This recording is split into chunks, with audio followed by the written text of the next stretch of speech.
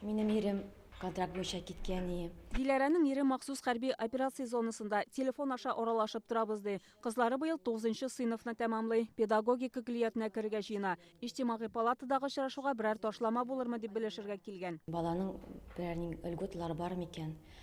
Нигә укыра керә алдына? Анда бит безнең экзаменнар була, анда бик каты конкурс. Что мы можем претендовать?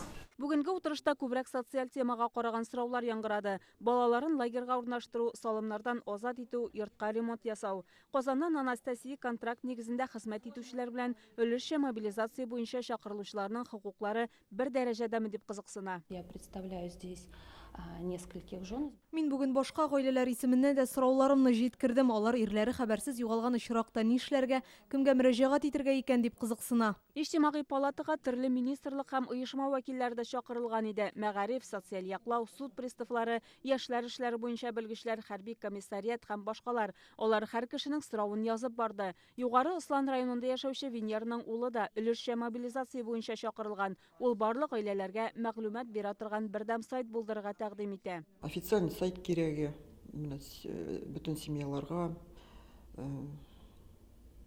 родительләр белән хатыннары, чтобы, например, белсеннәр именно, что шуннан информация алырга, потому что хәзер интернетта информация бик күп. Выявлены, конечно, очень много проблемных, открытых вопросов. Мөрәҗәгатьләрнең күбесе мәгълүмат җитмәүгә кагыла. Алар сорауларын кемгә бирергә белми. Хәзер комиссия вәкилләре Иҗтимагый палата сайтында СВОда хезмәт итүчеләргә кагылган махсус мәгълүмат урнаштырачак. Бу алар үзләренең хокукларын, мөмкинлекләрен белсен өчен кирәк. Бүген очрашуга Актаныш, Югары Ыслан, Нурлат, Әлмәт, Лаеш һәм Казаннан дистәләгән кеше килде. Иҗтимагый палата вәкилләре катлаулы сорауларны тиешле органнарга юллаячагын белдерде. Шулпан Касыймова, Гадел Миндубаев, Яңа гасыр каналы.